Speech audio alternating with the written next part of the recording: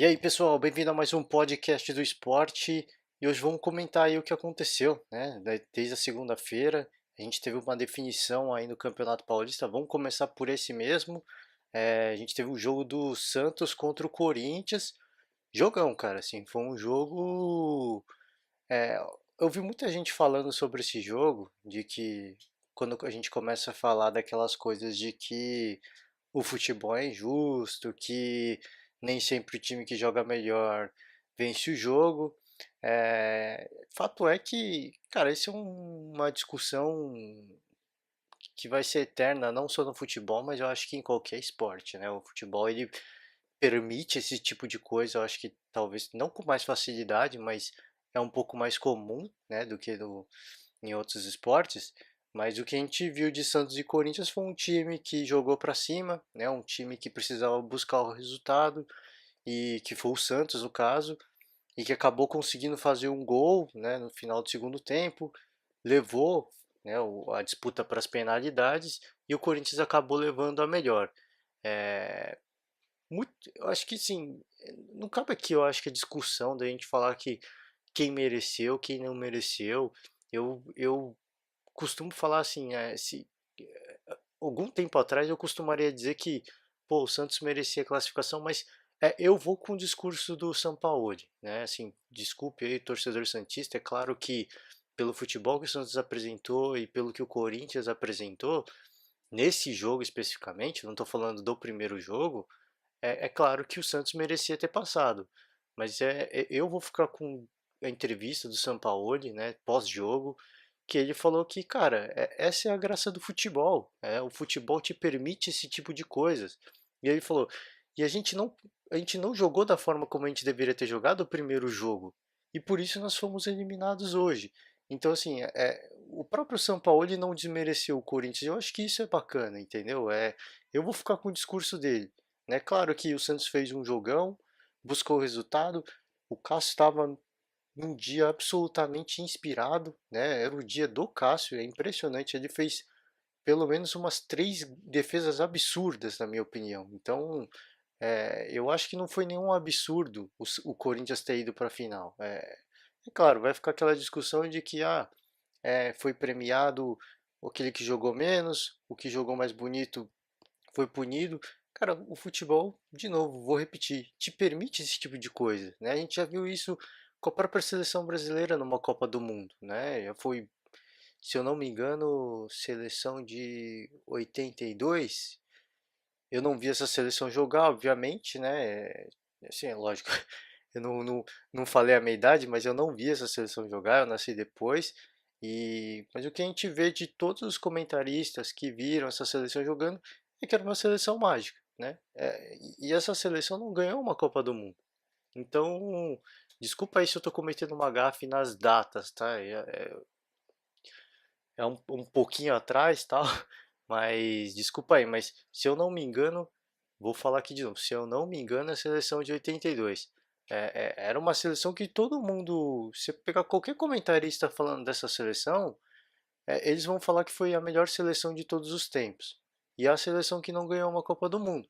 Então, são coisas do futebol, cara. Não adianta você jogar o melhor futebol do mundo e às vezes você não ganha o título. Isso às vezes não se reverte em títulos. Então, eu acho que essa é o que a gente tem que ficar, né, de tirar desse jogo. É claro, dá um pouquinho para quem é fã do esporte, para quem é fã do futebol bem jogado, fica um pouco de decepção, sim. Mas o Corinthians fez por merecer, e de novo eu vou repetir o São Paulo aqui. O Corinthians fez por merecer pelo primeiro jogo. O Corinthians ganhou o primeiro jogo de 2-1, foi consciente, jogou em casa, buscou o resultado e o Santos apresentou um futebol muito abaixo daquilo que se esperava, né? Acabou perdendo esse jogo. Se de repente saísse com um empate, cara, para esse segundo jogo seria um jogo muito tranquilo para o Santos, pelo menos levar embaixo do braço e com 1-0 buscar o resultado. Claro, mas o Santos teve muita chance, teve, cara, mas eu não acho que foram chances perdidas do Santos. Eu acho que foi muito mérito do Cássio, que é tido aí também por alguns comentaristas como o melhor goleiro brasileiro da atualidade. E assim, comparando com o Alisson, com outros goleiros de fora. Então, é, concordo parcialmente. Eu acho que o Cássio está numa fase excepcional, né? Até pegando pênalti em jogo.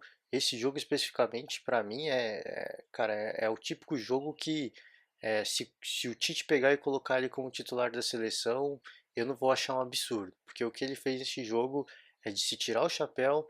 Ele salvou o Corinthians mesmo. E o Corinthians na final, cara, por muito mérito, não quero tirar aqui o mérito do Corinthians, não. Fez um jogo muito ruim, isso o André Sanches falou, o próprio Fábio Carilli falou.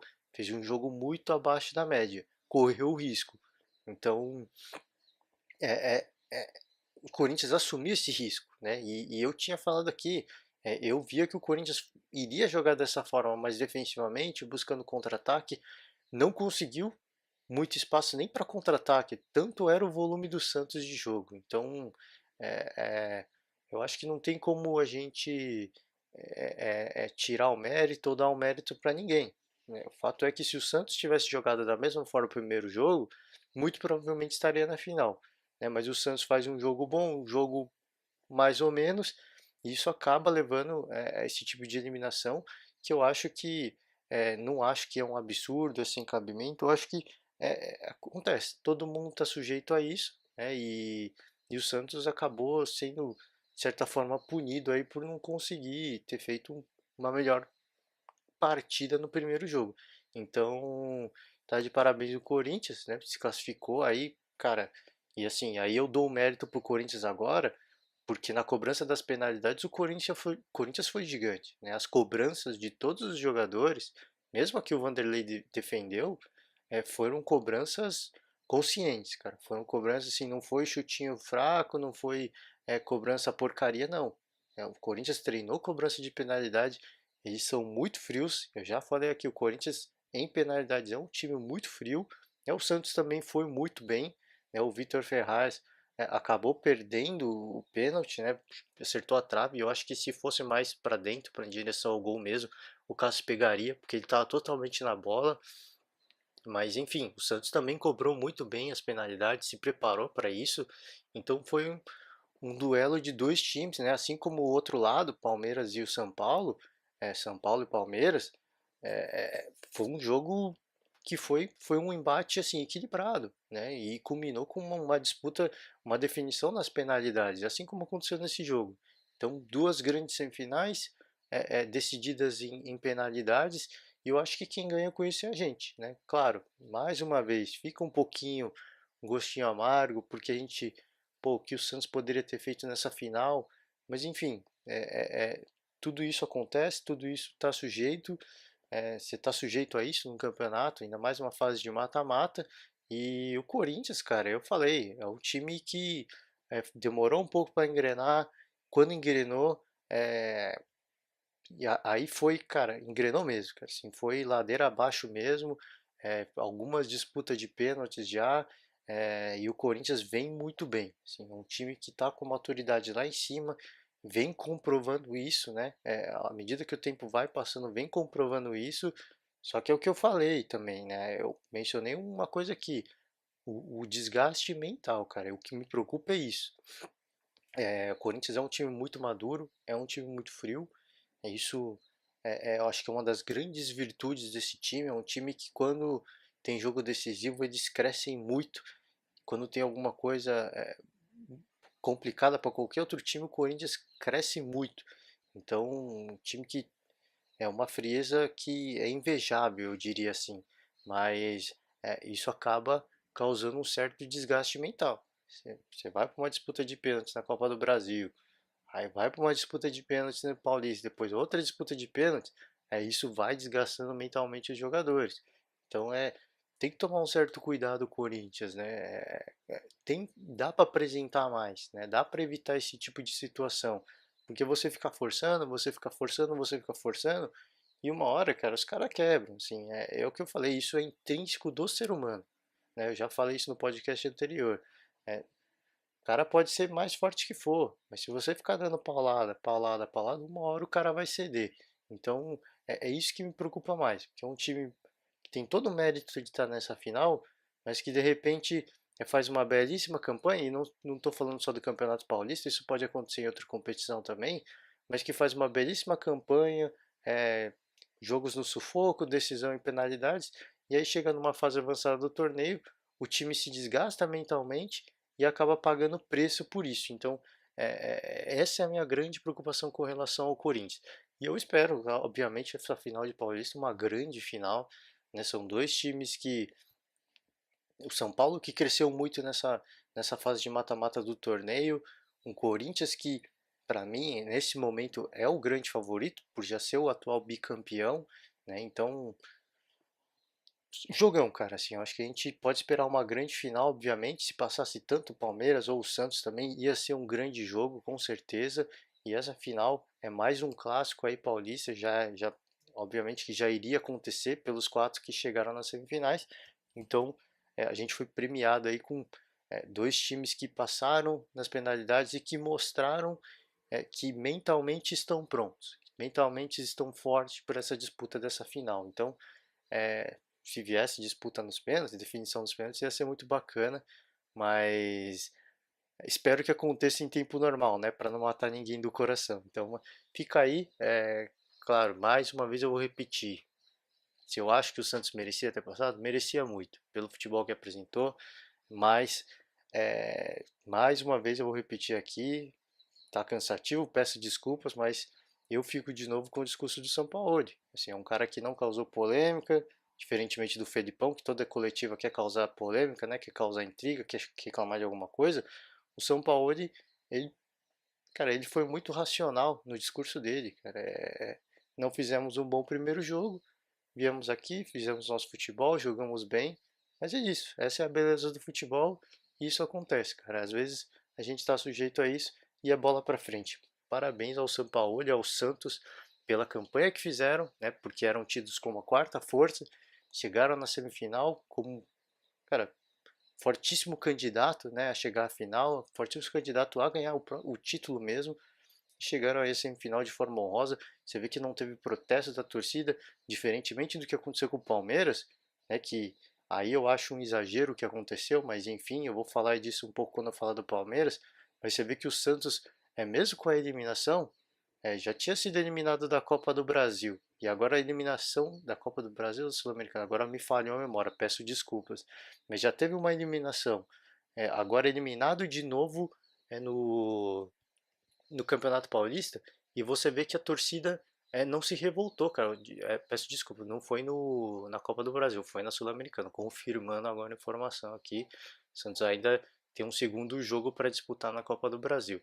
Mas você vê que já foi eliminado de competição, agora outra competição, e a torcida não está revoltada. Por quê? Porque é um time que vem jogando bola. Apesar de tomar algumas goleadas, isso todo mundo já vem falando, porque é um time muito ofensivo, né? Então acaba estando sujeito a isso mesmo.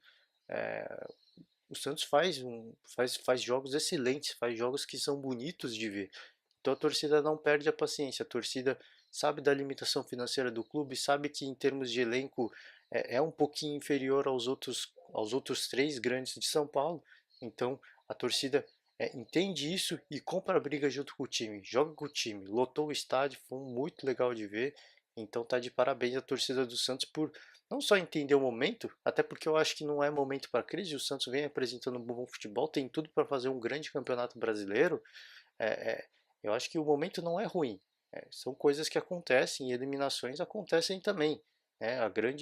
Acho que talvez a grande frustração do torcedor palmeirense, que eu já peguei o gancho aqui, é porque o time é por todo o investimento que foi feito. Mas vamos seguir. Quando eu falar de Libertadores, eu falo um pouco do Palmeiras. Quero falar rapidinho de Copa do Brasil, porque o Vasco ontem ganhou do Avaí fora de casa, um gol do Pikachu, e o Vasco segue vivo, cara. É outro time que, assim como o Palmeiras, é, vem vivendo uma crise, aí, uma certa crise, né? Não tá de bem com a torcida. E o Vasco, cara, mesmo com toda a vaia da torcida do Vasco, você vê que é um time que está fechado, é um time que está comprometido, mesmo com todas as limitações financeiras, elenco, é um time que está comprometido, cara. Isso é legal de ver. E o Pikachu já não vinha fazendo gols, é um queridinho da torcida assim.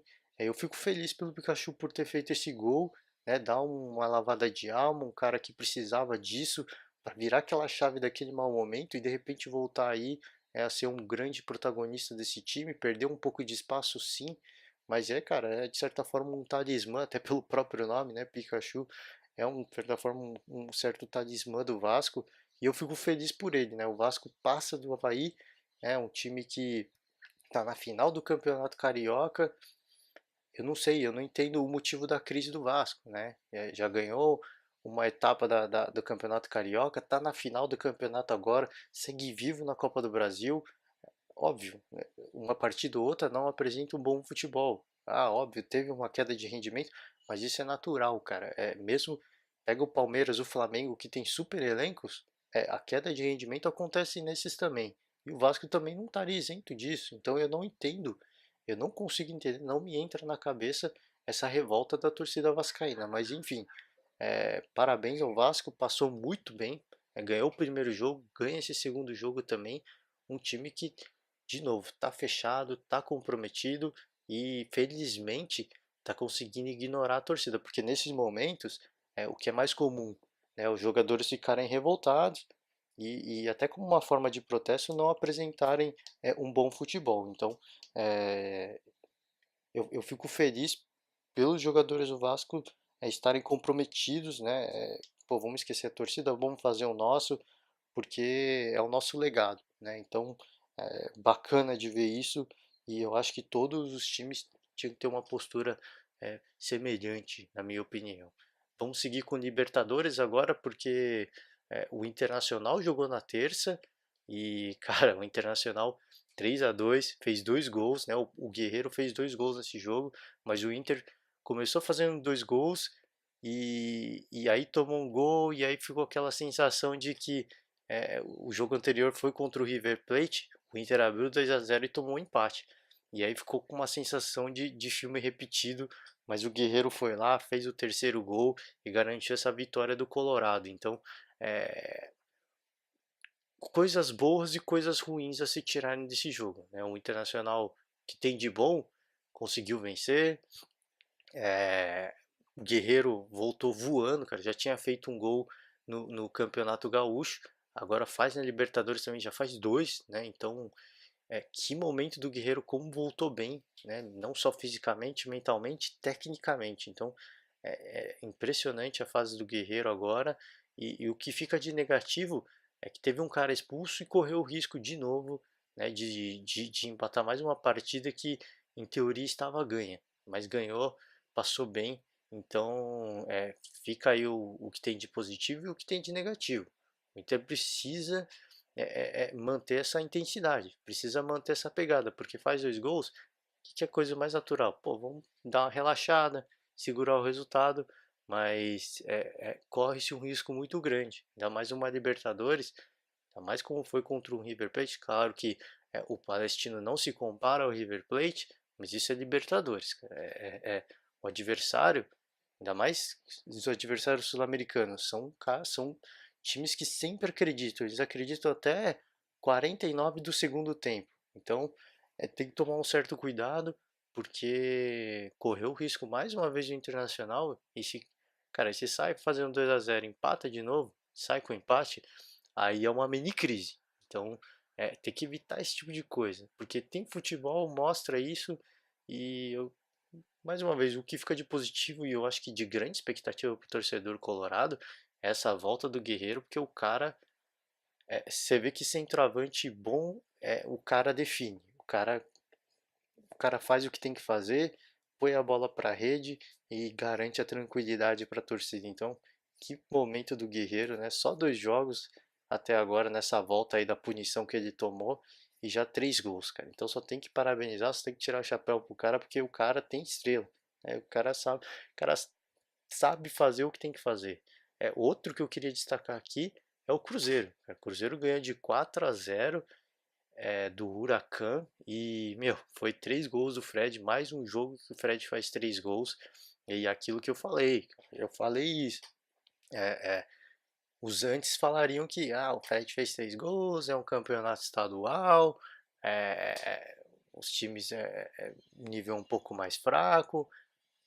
Cara, vamos respeitar, né? A fase do Fred é muito boa e eu falei, né, assim, cara, não desmereçam os adversários no estadual. O estadual, a fase do Fred é muito boa, ele tá tecnicamente muito bem, fisicamente muito bem, né? Assim como o Guerreiro, e a fase é muito boa. Ele vem, cara, a bola vem chegando nele e ele vem colocando para rede. Tem muito centroavante que a bola chega e ele não faz, né? Pegar o exemplo de novo é do Palmeiras do Borja que perdeu o espaço, né? O cara todo jogo perdia chances claras e acabou perdendo espaço no time. Então, é, é, eu acho que não é só assim falar, ah, não, mas pô, a bola chega no cara, o cara não vai fazer. Não, tem muito centroavante que perde oportunidade clara aí. E o Fred, cara, 3 gols não é para qualquer um, ainda mais uma Libertadores. Ele não tinha feito nenhum gol em Libertadores com o Cruzeiro e agora já fez 3 logo de cara. Então, que fase do Fred. E de novo, já falei no podcast anterior, eu acho que no antes desse também, vou falar de novo. O Cruzeiro, cara, eu acho que me arrisco a dizer hoje que o Cruzeiro é o melhor time brasileiro nesse momento, né, por tudo que vem fazendo ao longo dessa temporada, desde o começo do ano, em termos de campeonato estadual, Libertadores, é um time que assim, eu vou falar pra você, não tomou gol na Libertadores e segue com 100% de aproveitamento. Então, é, vai falar o que desse time? 8 gols feitos, nenhum tomado, 100% de aproveitamento, 4 vitórias, classificado para a próxima fase. Então, os dados, os números falam por si só. Cara, que fase do Cruzeiro, que momento, cara. E só tem que parabenizar de novo, sabe o que? O planejamento, né? Um time que segue com a mesma comissão técnica, o mesmo comandante, mantém a base de jogadores a mesma. Então, isso, é, ainda bem, né, que isso vem se revertendo aí em bons resultados, porque é isso que a gente espera, que outros clubes tomem a mesma, sigam o mesmo caminho do Cruzeiro, que optem pelo planejamento, né? Que acreditem no planejamento, porque isso é, você só tem que colher frutos no final e o Cruzeiro vem colhendo frutos ano a ano e esse ano segue como uns fortíssimos candidatos, não só pelo futebol que vem apresentando, mas pela maturidade que eu já falei aqui, né? Que junto com o Corinthians são os times mais frios, né? Quando em termos de não só em jogo a jogo, mas principalmente quando a gente pensa em mata-mata. É impressionante a frieza desses dois times. Então, é forte candidato é o Cruzeiro, lógico que é muito cedo, mas a campanha fala por si só. Ah, o ano é longo, tem muita coisa para acontecer? Tem, mas eu estou falando desse momento. Nesse momento agora, é o melhor. Me arrisco a dizer também que é o melhor time da Libertadores e o melhor do Brasil no momento, né? Vamos seguir falar do Galo agora, porque a notícia para os torcedores do Galo não é muito boa, né? O Galo tomou 4-1 do Cerro Porteño, foi jogo fora de casa e complicou, né, a situação do Galo na Libertadores. É praticamente um milagre só para o Atlético Mineiro conseguir passar para a próxima fase, porque está a 6 pontos do Nacional do Uruguai, que é o segundo colocado. Foi um jogo estranho do Atlético Mineiro, irreconhecível o time do Atlético. Fez o primeiro gol com o Ricardo Oliveira, depois tomou quatro, cara, assim, falhas individuais bizonhas. Eu já falei aqui que a defesa do Atlético não é um primor, é um time que faz muitos gols e toma muitos gols, e mais uma vez tomou muitos gols. Mas esse jogo em especial, o time sofreu um apagão, cara. Assim, foi impressionante o apagão, com erro até do próprio Vitor, que não costuma cometer, né? É um ídolo desse time. E o quarto gol foi um erro bizonho do goleiro. Então, um jogo um pouco estranho do Atlético, eu não entendi o que aconteceu. Fez o primeiro gol, não sei se empolgou demais, esqueceu de jogar, aí toma um gol, veio aquele balde de água fria e o time desmorona mentalmente. Então, eu acredito que foi isso que aconteceu, mas não sei. Um jogo muito estranho mesmo e comprometeu muito a classificação do Galo para a próxima fase. Vai ter que acreditar no milagre, né? Porque tem 6 pontos em disputa só, o Nacional já tem 9, então o Atlético no máximo empataria com o Nacional e ainda teria que torcer por uma combinação de resultados muito improvável de acontecer. Enfim, Libertadores tem tudo disso, tem essa mística da fé, de acreditar. Eu acho que o que cabe a nós, torcedores de futebol, do futebol brasileiro, é acreditar nesse milagre, é acreditar que isso é possível, mas é muito improvável, né? Esse jogo era um jogo de pelo menos ter saído com um empate, né? Que seria ruim já, mas que não seria tão ruim quanto a derrota que acabou acontecendo e compromete muito a campanha do Galo agora na Libertadores. Muito difícil a situação do Galo. Passar agora para o Palmeiras, o grupo F, Palmeiras segue em segundo colocado, um ponto atrás do São Lourenço. O Palmeiras ganhou ontem de 3-0 do Júnior Barranquilla e foi um jogo que falar um pouco do retrospecto do que aconteceu antes, Campeonato Paulista, depois da eliminação, muro pichado, entrou numa, de certa forma, numa mini crise o Palmeiras, porque já não vinha ganhando jogos, não vinha fazendo gols e a torcida começou a pegar no pé, cara. Teve muro pichado, é o que eu falei, gente pedindo fora Felipão, fora Leila. Gente, eu fico um pouco decepcionado quando eu vejo isso, né? Porque o Felipão é o atual campeão brasileiro. A Leila trouxe um patrocínio para o Palmeiras que eu não sei se todos recordam, né? Quem não é palmeirense provavelmente não vai recordar, e os palmeirenses parece que esqueceram, né? Mas antes da Crefisa o Palmeiras não tinha patrocínio. E assim, foi uma fase extremamente ruim desse time do Palmeiras, né? Foi aquela fase do segundo rebaixamento, um time quase foi rebaixado mais uma vez. Então foi aquela fase que o Palmeiras passou por uma reconstrução para aí sim chegar à Crefisa e entrar nesse momento de ser talvez um dos clubes mais ricos do Brasil. É, Fora a Leila, cara, não sei, cara. Parece que é o que eu falei, o torcedor palmeirense esquece da história do próprio clube, né, e esquece que esse time já foi rebaixado duas vezes, né. Então, eu fico um pouco decepcionado e preocupado também, né? Porque essa crise que a gente viu e ontem antes do jogo, o ônibus do Palmeiras foi apedrejado por alguns torcedores. Os jogadores em campo, você viu que eles faziam o gol, eles com uma comemoração muito xoxa, assim, os caras com a cara de bravo mesmo, muito aborrecido e o que poderia ter acontecido é esse time não ter jogado nada e perder o jogo em casa. Mas não, os caras foram lá e eu que eu elogiei do Vasco, eu elogio também o Palmeiras. Porque assim, tiveram que tiveram que lutar aí contra aquela vontade de calar a boca daqueles torcedores. Óbvio que não são todos, se você vê o vídeo, foi só alguns torcedores, foi uma pequena minoria, e eu acho que o que eles pensaram foi, toda essa galera que está aqui no estádio não merece, né? Não merece que a gente é, não jogue futebol por uma meia dúzia. E eles foram lá e jogaram futebol. Então, assim como eu parabenizei o Vasco, parabenizo os jogadores do Palmeiras.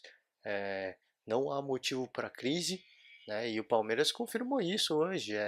Claro, não vem jogando bom futebol, não vem apresentando aquilo que se espera, né, de um time com o orçamento que tem o Palmeiras, com o investimento que fez, e talvez essa seja a maior frustração da torcida, né, porque não é só questão do investimento, também é o futebol apresentado, porque o Santos, você vê, foi eliminado também do Campeonato Paulista por um rival e não está em crise. Mas por quê? Porque o Santos mostra um bom futebol.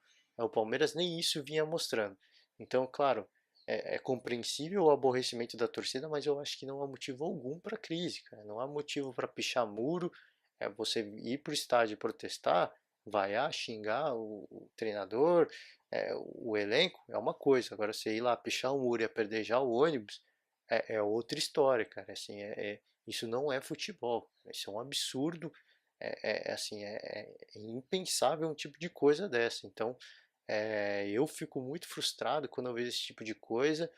E em relação ao futebol, vamos falar de futebol, que o Palmeiras fez 3-0, apesar do resultado, o placar, se a gente pegar o primeiro tempo do jogo, foi um pouco mentiroso, tá? Porque o Palmeiras fez 1-0 e, acho que se eu não me engano, teve até mais uma grande chance logo em seguida e depois o time sumiu, cara, assim, da metade do primeiro tempo até o comecinho do segundo tempo, até 15 minutos do segundo tempo, se eu não me engano, é, o Palmeiras inexistiu. O Palmeiras decidiu que não ia jogar futebol. O Júnior Barranquilla parecia que jogava em casa, claro, não aconteceu absolutamente nada mesmo. Assim, um time que não tem objetividade nenhuma, esse time do Júnior. É extremamente inferior, não sabem criar, o que eles sabem fazer é tocar bola. Isso eles fazem com muita tranquilidade. Ficavam trocando bola, o Palmeiras não dava o combate, ficou assistindo. Eu não sei nem como a torcida não perdeu a paciência, mas enfim, até porque acho que porque estava 1-0. Mas um jogo muito chato mesmo, só trocando passe, o Júnior só tocando, nada acontecia, o Palmeiras assistia. E se é um time com mais qualidade, e aí que fica. Eu absolvo um pouco o Palmeiras pelo episódio antes do jogo, né, do busão apedrejado.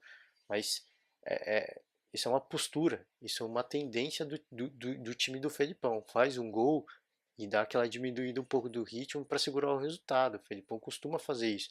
Aí põe volante, põe dois volantes para segurar o placar, enfim. É um certo cuidado, cara, porque você pega um adversário com mais qualidade, com a liberdade de trocar a bola, de ficar com a bola que o Júnior teve, o Palmeiras toma dois, três gols tranquilamente. Assim, não quero desmerecer a defesa do Palmeiras nem nada disso, mas a gente já viu isso acontecer no ano passado contra o Boca. Então, fica aí o alerta já, porque se manter essa pegada de fazer um gol e tirar o pé, vai ser eliminado mais para frente.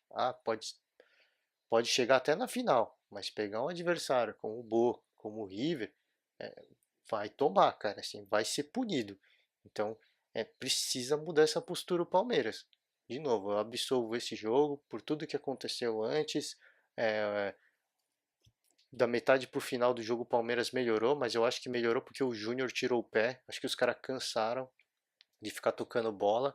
E aí o Palmeiras conseguiu encontrar mais espaço para os contra-ataques, porque nem isso o Palmeiras conseguia. Dava dois, três passes e eles perdiam a bola. Errava o passe, é, é, não, cara, os caras não sabem matar uma bola. Eles matavam a bola espirrava na canela e voltava pro Júnior. Então é, é impensável um time com a qualidade que tem o Palmeiras não conseguir trocar dois, três passes.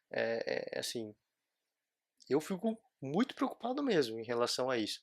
Mas enfim, foi um jogo atípico, um jogo que eu acho que os jogadores nem queriam entrar em campo, fizeram três gols, deram uma alegria para os torcedores que foram, e isso eu parabenizo o time, tiveram muita personalidade, comemoração bem xoxa, que nem eu falei, os caras saíram direto, não deram entrevista, não passaram pela área ali dos jornalistas, saíram direto do estádio, teve esquema de segurança especial, porque rolou um boato de que ia ter uma tocaia na volta para o CT. Então, o Palmeiras vai tomar uma punição aí, não sei qual, né, da Conmebol, porque é obrigado a dar entrevista. Enfim, eu acho que teve muita personalidade. é, Segue vivo na competição, segue muito vivo, não está classificada, mas tem tudo para se classificar. Está a 5 pontos do Melgar, que é o terceiro colocado, e segue muito vivo o Palmeiras. Falar agora de Atlético Paranaense, né, o jogo foi na terça também, e o Atlético ganhou do Tolima. É um jogo que foi difícil para o Atlético, cara. Assim, o Tolima se retrancou, o Atlético foi para cima, pressionou. Só que o Atlético tem uma grande virtude. É um time que, quando joga na arena da Baixada, é um time que é quase imbatível. É impressionante como cresce o rendimento do Atlético na arena da Baixada. Martelou, martelou, martelou, e aí foi premiado. Ainda bem, né? O time brasileiro, não só questão de ser brasileiro, mas foi premiado é o time que buscou a vitória, né? Porque o Tolima não quis jogar, né? Estamos jogando fora de casa, vamos empatar. Não quis jogar futebol. O Atlético não, correu atrás, e é o líder do grupo agora, né? Já tinha vindo de uma vitória, uma grande vitória em cima do Boca, jogando em casa, né? Por isso que eu falei, o Atlético na área da Baixada é muito forte. Eu acho que até por isso o Tolima ficou um pouco com medo, né? Eles se retrancaram muito. Eu acho que muito por conta do jogo contra o Boca, que o Atlético fez uma goleada. Eu acho que eles não queriam tomar uma goleada. Se de repente perder, que fosse de 1-0. E foi isso que aconteceu. É, Parabenizar o Atlético também pela melhora, né? Assim, time que é, é, eu parabenizo o Atlético porque o Atlético, não sei se todos sabem, o time principal não joga o estadual, né? Eles não jogam, eles começam a jogar Libertadores, Copa do Brasil, eles não jogam o estadual. Então por isso que eu parabenizo muito aqui, porque é um time que, lógico, tem uma pré-temporada maior, tem tempo de preparação, mas é um time que entra sem ritmo. Vamos concordar com isso. Pô, se você não joga o estadual, tudo bem, você entra sem, você não faz uma pré-temporada boa, mas você consegue pegar um ritmo de jogo ao longo de 5, 6, 7 jogos, né, do começo do estadual. Mas o Atlético não, eles não têm esse tempo. Lógico, tem uma preparação, uma pré-temporada muito boa, mas não conseguem ganhar ritmo de jogo. Jogo mesmo. Não é jogo treino, é jogo mesmo. Então, que momento. Mostra que esse planejamento do Atlético funciona. Perdeu o primeiro jogo, mas agora engata aí uma sequência de 3 vitórias. Então, líder do grupo, tem tudo para se classificar e se classificar bem o Atlético Paranaense. Que momento! E agora passar para o grupo H, o grupo do Grêmio, né? O Grêmio ganhou ontem, respirou um pouco, né? O Grêmio estava numa situação muito difícil, né? Assim como o Atlético Mineiro, mas e precisava urgentemente ganhar esse jogo, porque se não ganhasse, ou se a Universidade Católica ganhasse, a situação do Grêmio ficaria muito difícil, né? Seria equiparável ao do Atlético Mineiro mesmo. E o Grêmio ganhou bem do Rosário Central, foi 3-1. O Renato Gaúcho mexeu um pouco no time e os gols vieram até de jogadores que a gente não está acostumado, que a gente está acostumado a ver do gol do Everton, Cebolinha, o gol do Luan, mas os gols foram do Leonardo e do Jean-Pierre, cara. Então, assim, foi uma aposta do Renato Gaúcho que funcionou, né, deu resultado e tem que parabenizar o Renato, né, por ter mexido nesse time, por ter conseguido encontrar um time para jogar essa Libertadores. Já vinha de uma vitória no estadual, então dá um pouco de moral, recupera um pouco a confiança, né?